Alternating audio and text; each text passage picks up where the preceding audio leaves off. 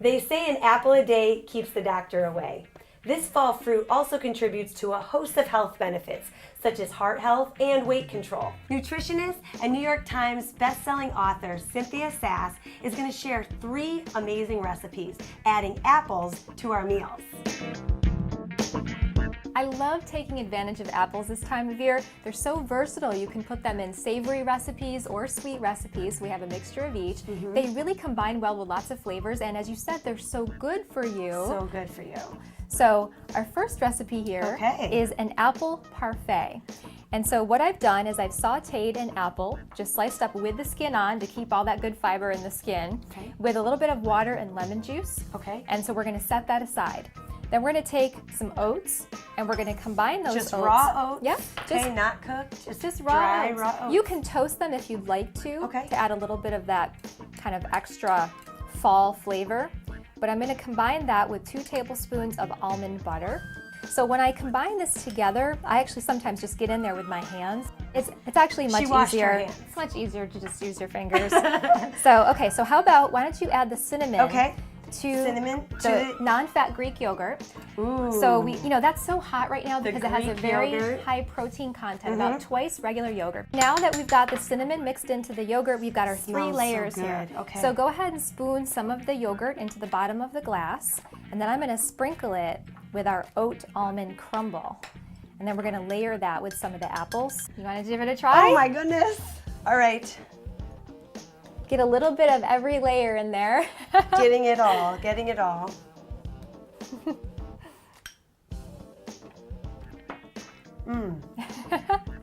Wow. It's almost like an apple cobbler. It is. Mixed with the yogurt. Exactly. Delicious.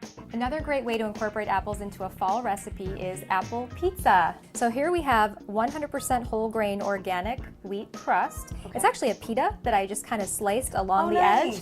And then I pre-baked it in the oven so it would be hard, otherwise it's just going to get really soggy. So pre-bake that until it gets this kind of golden color on it. Nice and easy. I have a tablespoon of almond oil, which really adds a wonderful flavor along with the apples, and we're just going to brush that on the crust. And then we have some apple here that's very thinly sliced, which is perfect for the pizza because this doesn't take very much time to heat. We're really just going to heat this through. So you're going to go ahead and place these all along the crust. And we're going to complement that with some fresh basil and just about 2 or 3 basil leaves here. And then a really nice flavor complement is smoked Gouda cheese. You could also use feta, but I really like Gouda on this recipe.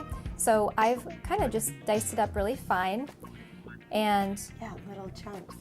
So all we have to do now is put this back in the oven to heat it through.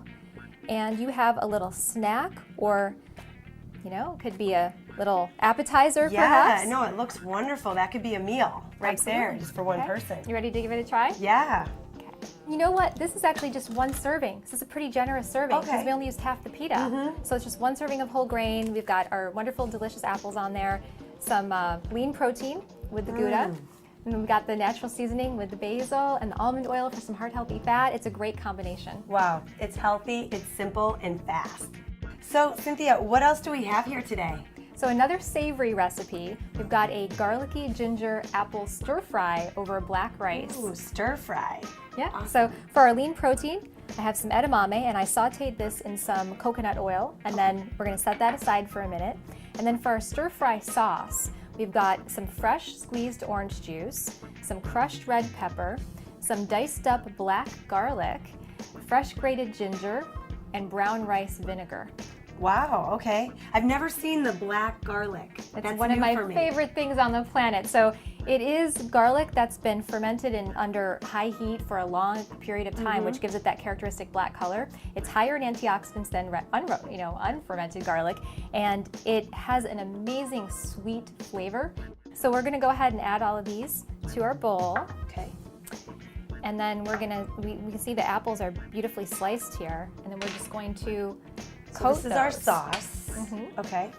This is our stir-fry sauce. So we're just going to add the apples and coat them in the sauce, and then we're going to saute the apples to heat those through, and we're going to add our edamame for our lean protein. Okay, so we sauteed the apples in the stir-fry mixture and added the edamame at the end just to heat it back through again. Okay, that took about 6 minutes, 5 4 minutes? to 5 minutes, okay. yeah. So now we're ready to put it over our cooked black rice. And then... That looks delicious. It's just a different twist. So I'm just gonna give it a try here. Oh, Please, I'm excited. Dig in.